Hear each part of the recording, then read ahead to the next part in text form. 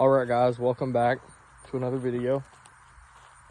Today's video I'm going to be showing you another mbx10 Motovox I got recently. Previously on the channel I showed you this one, which is a 2012 Motovox mbx10, which I've had this one for like quite a long time. I've probably had it for about 2 or 3 years. And of course, you know, I fell in love with this bike, and that's what made it my favorite style to build on. Was it's just a very compact frame. The tubes are really strong. Like, I mean, you could take these things off-road. You could do whatever you wanted to them. But recently, I got the opportunity to pick up another one for $40 from a friend. So of course I couldn't pass that up.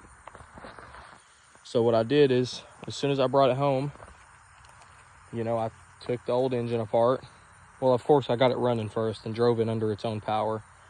But then after that, I noticed how weak the little engine was. So I had a bunch of 196 engines and 212 Predators laying around. So I built I guess you would call a hybrid. This is a 196 crank, which is a 5/8 bore for the 5/8 clutch that would have came on the original 3.5 horsepower engine. So what I did was I took the crank out of a 196, and the block for that matter, the block and the crank from a 196, and then put all 212 internals in it. And needless to say, this thing is amazing. It even has a charging feature, which I haven't hooked up yet, but I can run a light, or I can run like a battery pack, you know, for off-road use. Another thing that I was thinking was possibly running an onboard air compressor for like off-road air ups, you know, like if someone like pops a tire or something, you can help them. You can aid them in their getting to safety.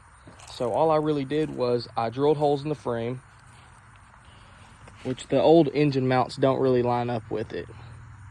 So I drilled holes, all 4 holes for the Predator 212. And then after putting that on, I had a stock muffler on it, which was not correct.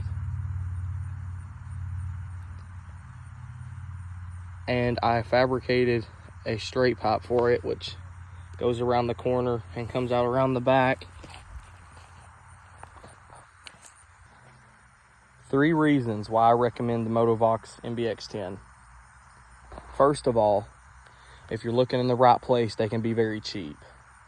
Which I know people will, you know, come at me saying that they're, you know, a rarer bike, you know, where they only had them for about two production years, which is, yeah, that's fair. But if you live in like a smaller area where like not that many people know about these, you can snag them for very cheap. You know, I see people selling these things fully built for $700 all the time, which I, like myself, I would never buy one for that expensive because I could just do this. But something else that will be coming up soon is showing those of us who have the crappy original brake system. I will be showing you guys how to change it to a hydraulic brake, which allows for better stop times and prevents wrecks, because these are they're very fast. If you put a 212 on it, or a 196, as my case, I have a 196 on this one and a 212 on the other one, but these are very fast if done right. So I'll be showing you guys how to improve the brake system and also improve the chain tensioners, which I'm having a lot of trouble with that. So I will see you guys in the next one.